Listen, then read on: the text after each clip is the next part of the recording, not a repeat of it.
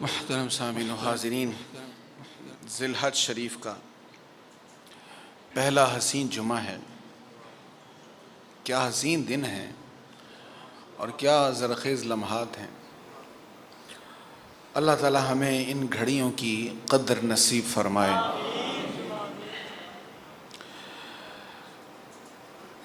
ذی الحج شریف کے پہلے 10 دن خاص اہم دن ہیں، ان میں عبادتوں کی فضیلت زیادہ ہے، اور ان 10 دنوں میں سب سے اہم ترین دن 10 ذی الحج شریف کا ہے، کیونکہ اس دن سب سے زیادہ پسندیدہ عمل قربانی کرنا ہے۔ صاحب استطاعت پر قربانی کا کرنا واجب ہے۔ قربانی کس کے لیے کی جاتی ہے یا کس کے لیے کی جانی چاہیے، یہ بڑی اہم بات ہے۔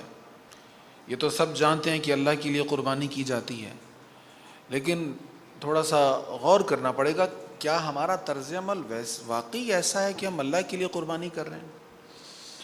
اللہ تعالیٰ ارشاد فرماتا ہے نبی کریم علیہ السلام سے سورہ کوثر میں، فَصَلِّ لِرَبِّكَ وَانْحَرْ، آپ اپنے رب کے لیے نماز پڑھیں اور اپنے رب کے لیے قربانی کریں۔ تو یہاں ہمیں سوچ دے دی گئی کہ قربانی اللہ کے لیے کرنی ہے، لوگوں کے لیے نہیں کرنی، اہل علاقہ کے لیے، محلے داروں کو دکھانے کے لیے نہیں کرنی، بلکہ اللہ کے لیے کرنی ہے۔ جب اللہ کے لیے کریں گے تو اجر کیا نصیب ہوگا۔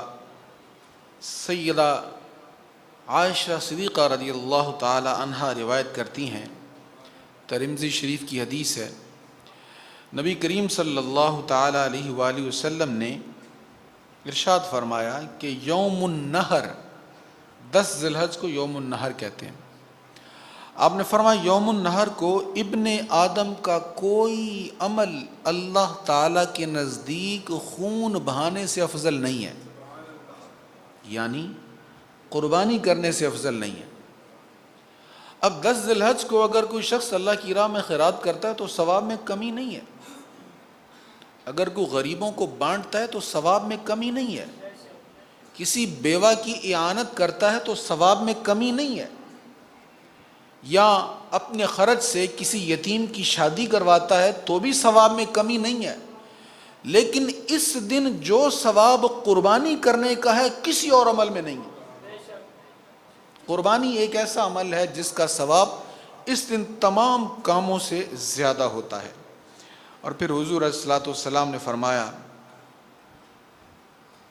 کہ قیامت کے دن قربانی کے جانور اپنے سینگ، بال اور کھروں کے ساتھ آئے گا، اور قربانی کا خون زمین پر گرنے سے پہلے خدا کے نزدیک مقام قبولیت میں پہنچ جاتا ہے۔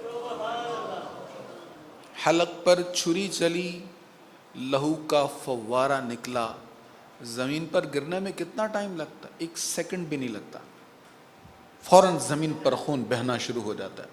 اور میں جب وہ پھرتی ہے چھری، وہ زمین پر بعد میں گرتا ہے، اللہ کی بارگاہ میں قبول پہلے ہو جاتا ہے۔ پھر حضور علیہ الصلوۃ والسلام نے فرمایا لہٰذا اسے خوش دلی سے کرو، یہ بڑا اچھا عمل ہے، اس کا بڑا اجر و ثواب ہے، لہٰذا اسے خوش دلی سے کرو، تنگ دلی سے نہ کرو، اب قربانی کرنی پڑے گی، اب اتنا بجٹ نکالنا پڑے گا، اب یہ بھی کرنا پڑے گا، ایسے نہ کرو۔ اگر استطاعت ہے تو پھر خوش دلی کے ساتھ کرو، خوش ہو کر کرو، تاکہ وہ اللہ تعالیٰ کی بارگاہ میں مقام مقبول میں پہنچ جائے اور تمہارے گناہ معاف ہو جائیں۔ ایک مقام پر نبی کریم علیہ الصلوۃ والتسلیم نے فرمایا، یہ معجم الکبیر کی حدیث ہے، آپ نے فرمایا جس نے خوش دلی سے طالب ثواب ہو کر، 2 شرطیں آپ نے لگائیں، خوش دلی اور طالب ثواب ہو کر۔ اب خوش دلی سے بہت اچھا جانور خرید لیا، اور لیکن انسان طالب ثواب نہیں ہے، ثواب کا طالب نہیں بلکہ شہرت کا طالب ہے، اس بات کا طالب ہے کہ چینلز والے آ جائیں اور دیکھ کر میرے جانور کو دکھائیں اور بتایا جائے کہ فلاں صاحب نے اتنا مہنگا جانور لیا، تو اگر تو مہنگا اور اچھا جانور اس لیے ہو کہ اللہ کی رضا حاصل ہے تو یہ طالب ثواب ہو کر لیا جا رہا ہے، اور اگر مہنگا جانور اپنی شہرت کے لیے ہے تو پھر یہ طالب ثواب نہیں ہے، اس میں ریا شامل ہو گئی۔ لن ینال اللہ لحومها ولا دماؤها، نہ تمہارا خون اللہ کی بارگاہ میں پہنچتا، نہ تمہارا گوشت پہنچتا ہے اللہ کی بارگاہ میں۔ کیا پہنچتا ہے؟ ولیکن ینالہ التقوی، دل میں تقوی کیا ہے، رضا الہی کی لگن کتنی ہے، جذبہ کتنا تھا مولا کی رضا حاصل کرنے کا، یہ پہنچے گا۔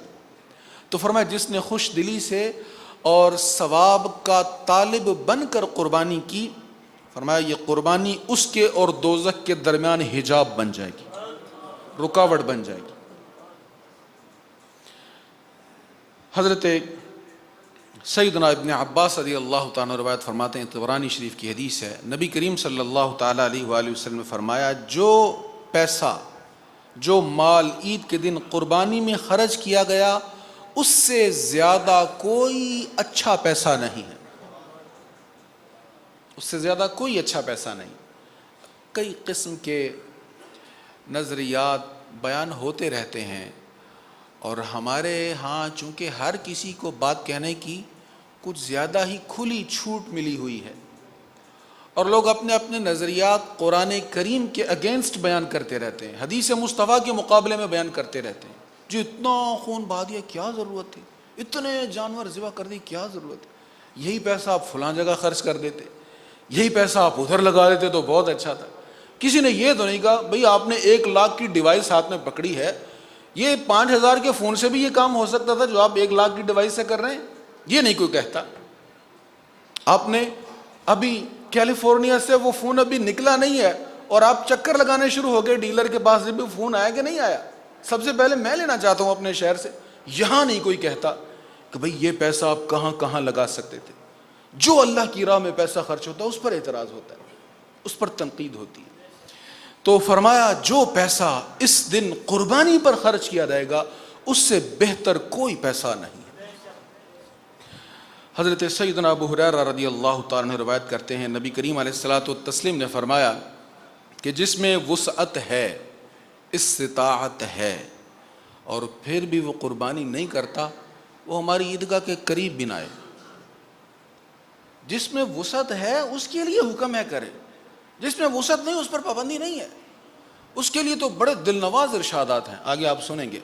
جس میں وسعت نہیں ہے اس کی تسکین کے لیے تو حضور نے کمال کی باتیں ارشاد فرما دی۔ تو فرمایا جس میں وسعت ہے، استطاعت ہے، تو اس کو ضرور کرنی چاہیے۔ اب لوگ کہتے ہیں جی مجھ پر تو قرضہ ہے، تو بھئی آپ پر قرضہ ہے تو بہت سارے لوگوں نے آپ کا قرضہ دینا بھی تو ہے، اور اگر آپ پر قرضہ ہے تو آپ کی جان کون سا مشکل میں ہے، آپ نے اپنے وقت پر ہی قرضہ دینا ہے نا۔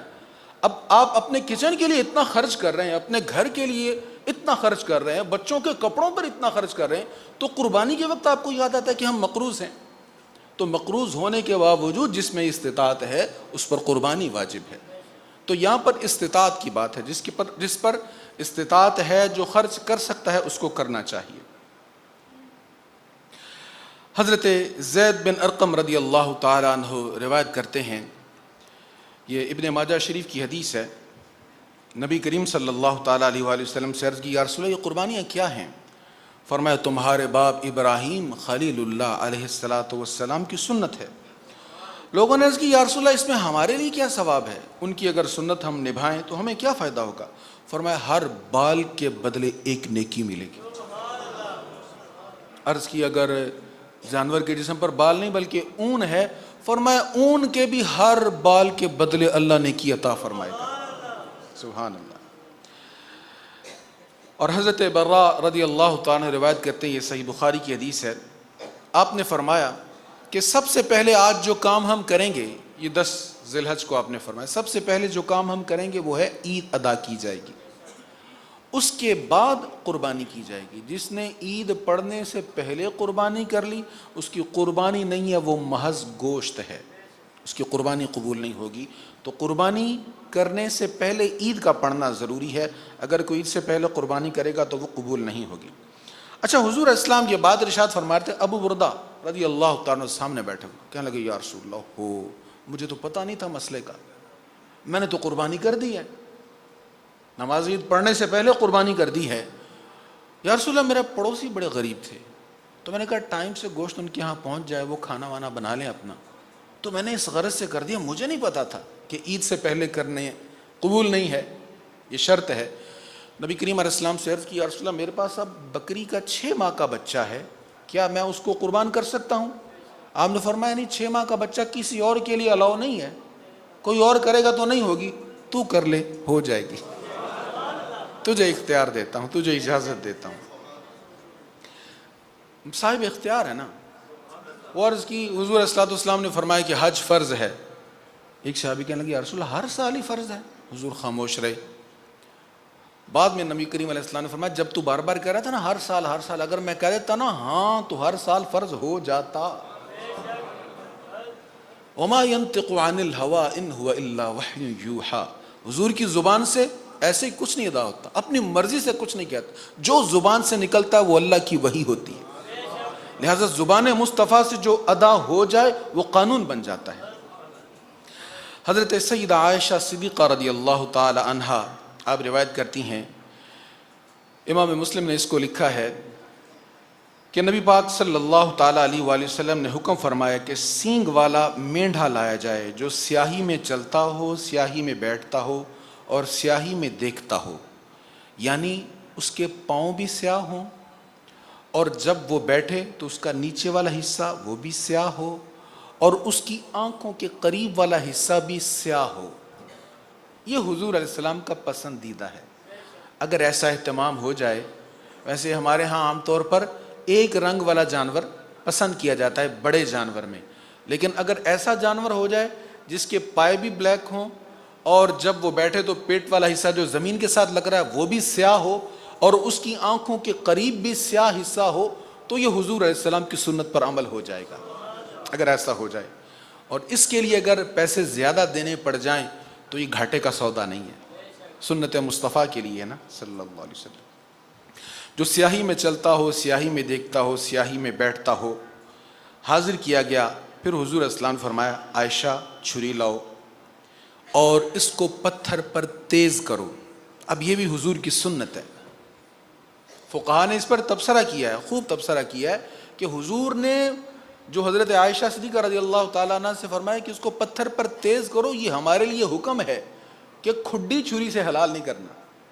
ایسی چھری جو تیز نہیں ہے اس سے ذبح نہیں کرنا, کیونکہ اس سے ذبح کیا جائے گا تو جانور کو تکلیف ہوگی, اور جانور کو بلا وجہ تکلیف دینا یہ جائز نہیں ہے.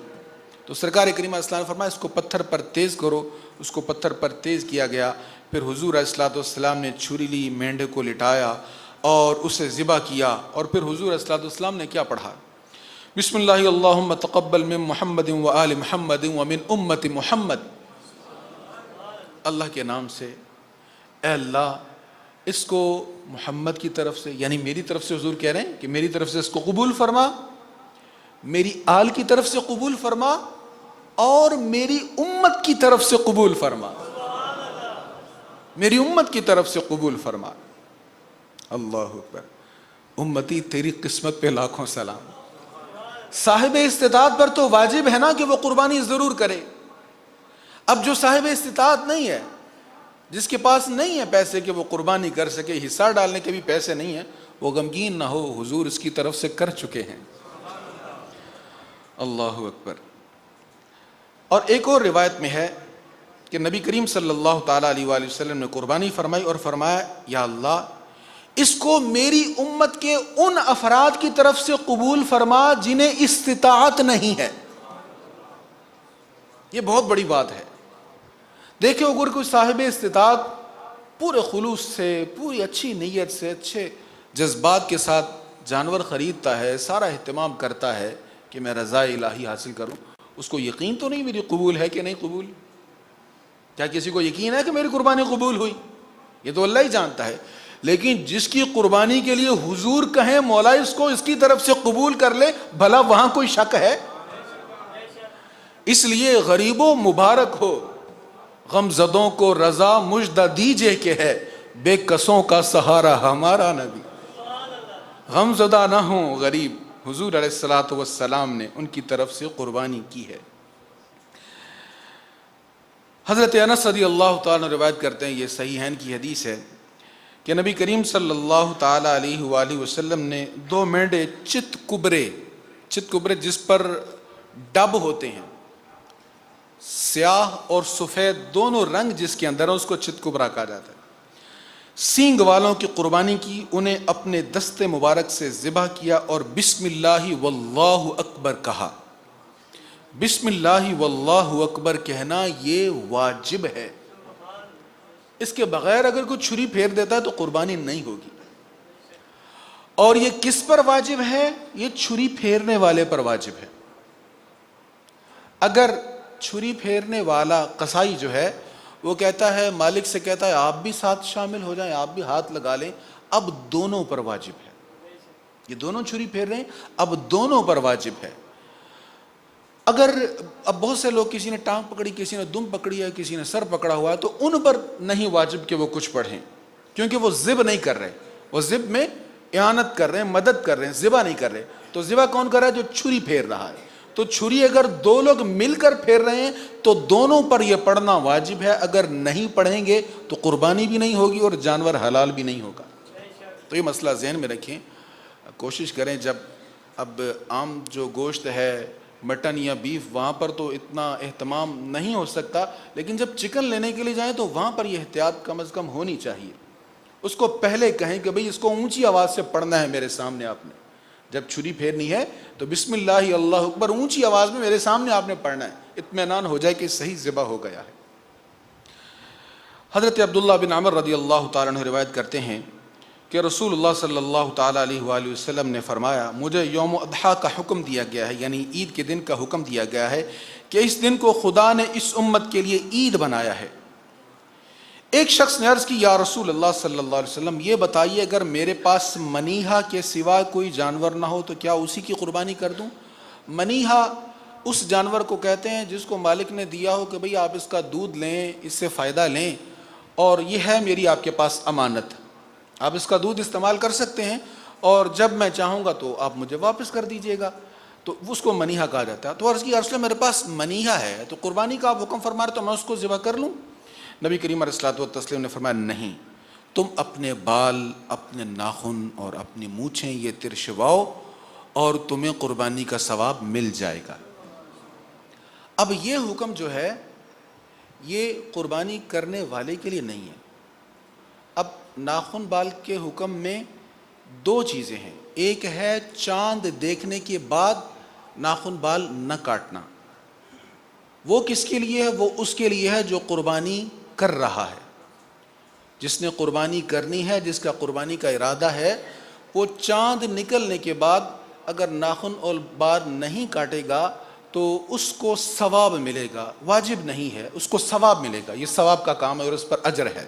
بہرحال فرض واجب نہیں ہے یہ حکم، لیکن یہ جو حکم ہے اس کے ساتھ جو ابھی حدیث بیان ہوئی، اس کے ساتھ حضور علیہ السلام نے چاند کے دیکھنے کی قید نہیں لگائی، یعنی اگر کسی شخص نے قربانی نہیں کرنی، استطاعت نہیں ہے، تو چاند دیکھنے کے بعد بھی اگر وہ اپنے بال ناخن کاٹ چکا ہے تو کوئی حرج نہیں ہے۔ اگر عید والے دن وہ عید پڑھنے کے بعد پھر اپنے ناخن اور بال کاٹے گا تو اس کو قربانی کا ثواب مل جائے گا۔ تو جس نے قربانی نہیں کرنی اس کا حکم جو ہے وہ چاند کے ساتھ متعلق نہیں ہے، اور جس نے قربانی کرنی ہے اس کے لیے ثواب والا، استحباب والا حکم وہ چاند کے ساتھ متعلق ہے۔ اللہ تعالی ہمیں صحیح سچے دل سے قربانیاں کرنے کی توفیق نصیب فرمائے۔ وما علی الا البلاغ۔